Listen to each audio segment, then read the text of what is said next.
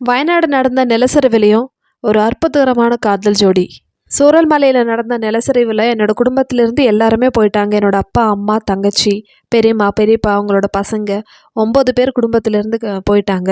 இப்போ இந்த உலகத்தில் என்னை கல்யாணம் பண்ணிக்க போகிறவர் மட்டும்தான் இருக்கார். மீதி எல்லாருமே என்னை விட்டு போயாச்சு. இதுதான் ஸ்ருதியோட கதை. ஸ்ருதியும் அவங்க ஃபேமிலியும் சூரல்மலையில் வசித்து வந்தாங்க.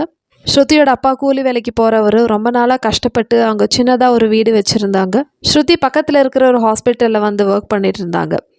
ரொம்ப அழகான குடும்பம். ஸ்ருதியோட அப்பா அம்மாவுக்கு நிறைய கனவுகள் இருந்தது. ஸ்ருதியோட கல்யாணம் நடத்தணும், அதே மாதிரி தங்கச்சியை நல்லா படிக்க வைக்கணும், அதே மாதிரி நிறைய கனவுகளோடு வாழ்ந்துட்டு இருந்தாங்க. நினச்சி பார்க்காத சமயத்தில் தான் அந்த நிலச்சரிவு வந்தது. எல்லாமே போயிடுச்சு. அவங்க கட்டின புது வீடு அடக்கம் எல்லாமே அந்த நிலச்சரிவில் எடுத்துகிட்டு போயிடுச்சு. அது மட்டும் இல்லை, ஸ்ருதியோட ரிலேட்டிவ்ஸ் பக்கத்து வீட்டிலே இருந்தாங்க. பெரியம்மா, பெரியப்பா, அவங்களோட பசங்க, சின்ன பசங்கள்லாம் இருந்தாங்க. ஸ்ருதியோட குடும்பத்தில் 9 பேர் இந்த நிலச்சரிவு எடுத்துகிட்டு போயிடுச்சு. 10 வருஷமாக ஸ்ருதியும் ஜென்சனும் ஃப்ரெண்ட்ஸாக இருந்தாங்க. ரொம்ப ரீசெண்டாக தான் இவங்களோட என்கேஜ்மெண்ட்டும் நடந்தது.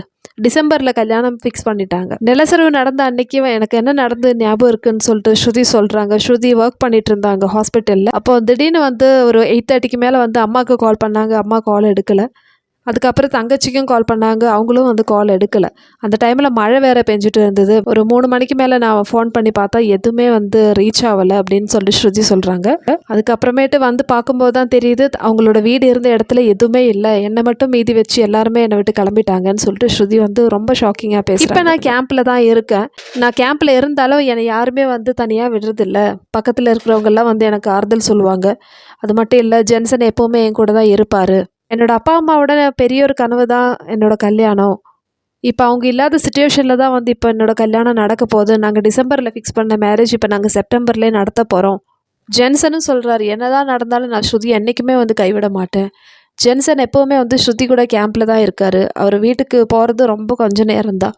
விடிய காலையிலலாம் திருப்பியும் கேம்புக்கு வந்துடுவார். எப்போவுமே ஸ்ருதி கூட நான் இருக்கேன். ஸ்ருதியை நான் என்றைக்குமே கைவிட மாட்டேன்னு சொல்லிட்டு ஜென்சன் சொல்கிறாரு. அது மட்டும் இல்லை, எங்களோட லைஃப்லேருந்து எல்லாமே போயிடுச்சு. இனிமேல் நாங்கள் முதல்லேருந்து ஸ்டார்ட் பண்ணோம்.